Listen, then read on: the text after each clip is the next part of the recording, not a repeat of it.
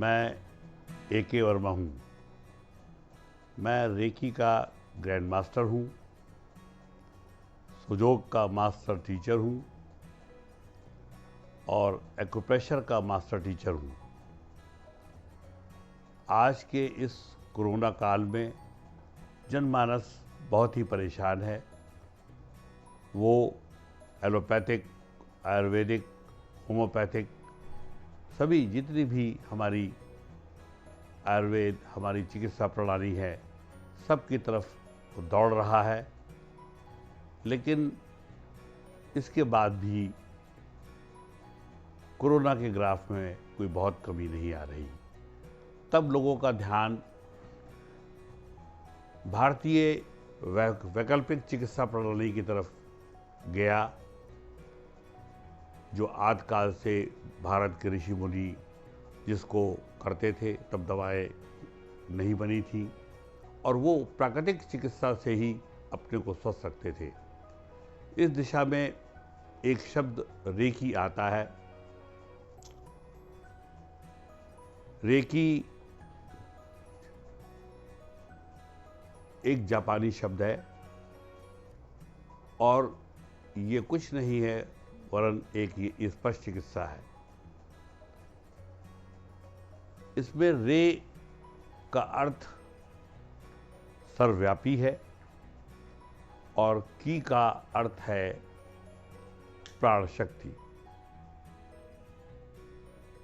तो इस प्रकार से रेकी का जो अर्थ है वो सर्वव्यापी प्राण शक्ति है। ये जो सर्वव्यापी प्राण शक्ति है ये कुछ और नहीं है। ये हमारे वातावरण में जो भी हमारे वातावरण में एनर्जी, शक्ति फैली हुई है, ये जो प्राण शक्ति है यही हमारी सर्वव्यापी है। और इसी सर्वव्यापी प्राण शक्ति के आधार पर मनुष्य, पेड़, पौधे, जीव, जंतु ये सब के सब जीवित रहते हैं। जब किसी मनुष्य के शरीर में इस प्राण शक्ति का अभाव होने लगता है तो वो बीमार हो जाता है और जब ये प्राण शक्ति आदमी के शरीर से निकल जाती है तो उसकी मृत्यु हो जाती है। इसमें जो इलाज का तरीका ये है कि जो रेकी मास्टर होता है, जिसको रेकी आती है, जिसको रेकी की पावर है, उसमें एक अलग से एक क्षमता जो है वो डेवलप हो जाती है कि वो वातावरण से अधिक मात्रा में प्राण शक्ति को ग्रहण करके अपने हाथों में ले लेता है और वो उस अधिक प्राण शक्ति को बीमार व्यक्ति के बीमार अंग पर रखकर उसको प्राण ऊर्जा पहुंचा देता है। इसके कारण से जब अंग को जो प्राण ऊर्जा की कमी जो हो गई है, जब वो पूरी होने लगती है तो वो अंग स्वस्थ होने लगता है और आदमी स्वस्थ हो जाता है। रेकी एक जापानी शब्द जरूर है लेकिन इसका इतिहास भारतीय है। इसका उद्भव भारत में ही हुआ था और सबसे पहले भगवान बुद्ध ने विश्व को इस चिकित्सा से अवगत कराया था। ये बहुत पुरानी बात है। 563 ईसा वर्ष पूर्व भगवान बुद्ध स्पर्श चिकित्सा के द्वारा ही लोगों का निदान करते थे और उनका बहुत सा लिटरेचर अब भी तिब्बती और बौद्ध मठों में मौजूद है। लेकिन समय और काल के साथ उनकी ये विधा विलुप्त हो गई। तब 563 साल के बाद करीब 4 से 6 AD के बीच में ईसा मसीह जी ने ये बुद्ध की स्पर्श चिकित्सा के बारे में सुना। वो तिब्बत आए और उन्होंने यहाँ पर 3-4 महीने यहाँ पर उसका अध्ययन किया। वो एक संत आदमी थे, उन्होंने इस स्पर्श चिकित्सा को भारतीय पद्धति के अनुसार सीख लिया और वो भी इसके बाद, भगवान बुद्ध के बाद, वो भी स्पर्श चिकित्सा करने लगे। लेकिन भगवान ईसा मसीह ने इस संबंध में कोई भी लिटरेचर या कोई भी लिखित पांडुलिपि नहीं छोड़ी।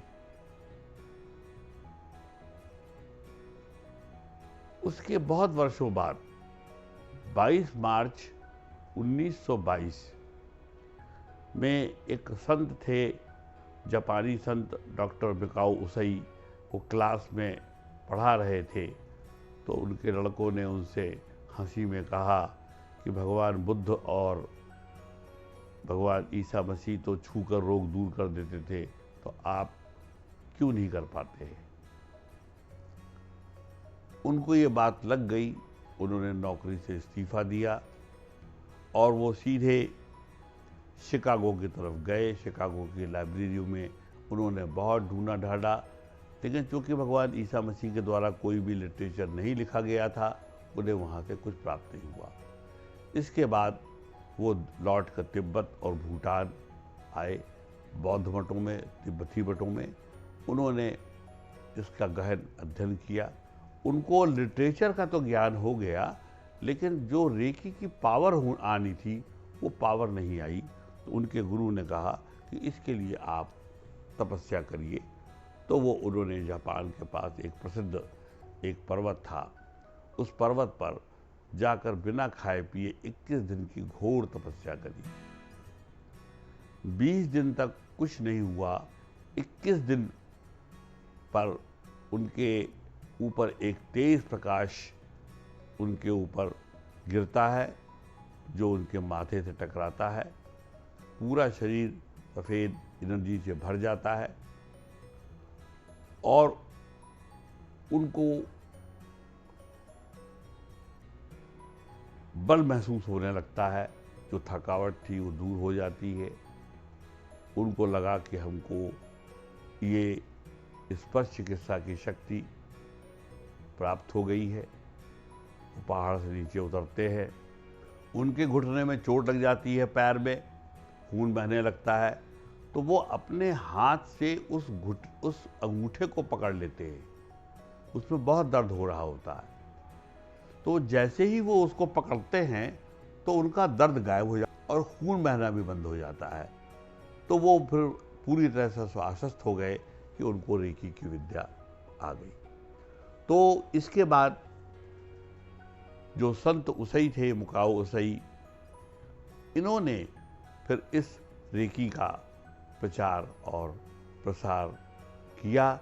आज जो रेकी हमारे दुनिया में मौजूद है वो संत मिकाओ उसाई की ही देन है।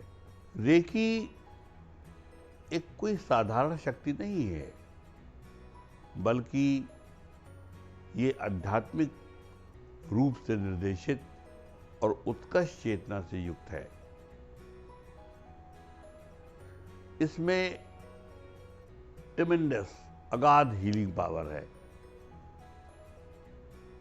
स्पर्श चिकित्सा के द्वारा जब किसी एक अंग का उपचार किया जाता है तो रेकी उन अपने दूसरे अंगों में अपने आप पहुंच जाती है जहां पर उस अंग को उपचार की जरूरत पड़ती है।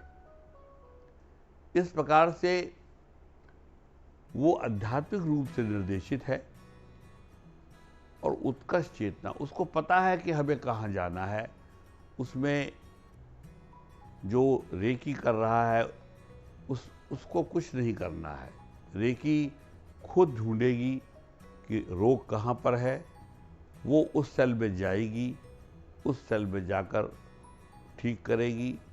इस प्रकार से वो रेकी शरीर के सभी सेलों को ऊर्जा से भर देती है, जिसके कारण से सेलों में जो हमारे सूक्ष्म शरीर जो होता है उसके सेलों में जो एनर्जी जो बीमारी होती है, एनर्जी के बढ़ जाने से वो बीमारी निकल जाती है और आदमी ठीक होने लगता है।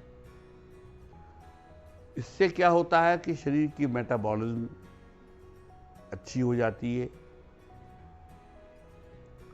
जब शरीर की मेटाबॉलिज्म अच्छी हो जाती है, उसका कोलेस्ट्रॉल ठीक रहता है, उसका डाइजेशन ठीक रहता है, उसको बीपी की प्रॉब्लम अगर है तो कम हो जाती है, डायबिटिक की कोई प्रॉब्लम है तो धीरे धीरे कम होने लगती है।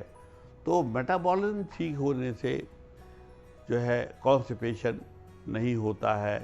जब मेटाबॉलिज्म ठीक हो जाती है तो आदमी का शरीर स्वस्थ होने लगता है, और जब आदमी का शरीर स्वस्थ होने लगता है तो उसके अंदर प्रतिरोधक क्षमता जो है पैदा हो जाती है। तो रेकी का सबसे एक अच्छा गुण है कि वो आदमी के शरीर के मेटाबॉलिज्म को बढ़ा देता है और साथ में जो प्रतिरोधक क्षमता है उसको भी चरम सीमा पर पहुंचा देता है, जिसके कारण बाहर से जो आने वाले रोग, वायरल इन्फेक्शन, बैक्टीरियल इन्फेक्शन शरीर में प्रवेश नहीं कर पाते। दूसरी बात क्या है कि रेकी में एक विशेष गुण है कि वो आपको रिलैक्स करती है। सबसे पहला उसका काम क्या है, जब आप रेकी की शक्ति प्राप्त कर लेंगे और रेकी करना शुरू करेंगे तो सबसे पहले वो आपके मन को शांत करेगी। और आपको ये पता होगा या पता होना चाहिए कि शरीर में जितने भी रोग होते हैं वो सब दिमाग की सोच, उसकी निगेटिव सोच के कारण पैदा होते हैं। अगर आप कभी दुख और अफसोस में होंगे तो आपको भूख नहीं लगेगी। तो शरीर जो होता है वो हमारा दिमाग से चलता है। लोग समझते हैं कि हमारा दिमाग शरीर में है, ऐसा नहीं है। हमारा शरीर हमारे दिमाग में है और दिमाग उसको जिस तरह डायरेक्ट करेगा शरीर उसी तरह काम करेगा। तो सबसे पहले रेकी शरीर पे रिलैक्सेशन करती है, दिमाग में रिलैक्सेशन करती है, शरीर में रिलैक्सेशन करती है, और जिसकी वजह से आदमी शांत होता है। जब वो शांत होता है तो उसको जो निगेटिव विचार नहीं आते हैं, तो जो निगेटिव विचारों से उत्पन्न होने वाली बीमारियां, जिसको हम साइकोसोमेटिक बीमारियां कहते हैं, वो नहीं होती है। आदमी के बीपी को कंट्रोल कर देता है, क्योंकि जब आदमी को कोई टेंशन नहीं है, तमाम निगेटिव विचार जैसे एंगर है, डिप्रेशन है, लोनलीनेस है, इस तरह के जो दिमागी एब्रिवेशंस है उनको वो दूर कर देता है। रेकी का कोई धर्म नहीं होता, क्योंकि ये एक आध्यात्मिक शक्ति है। इसको किसी भी धर्म का आदमी इसको पालन कर सकता है। लेकिन रेकी पढ़ने से, लिखने से, टीवी देखने से, किसी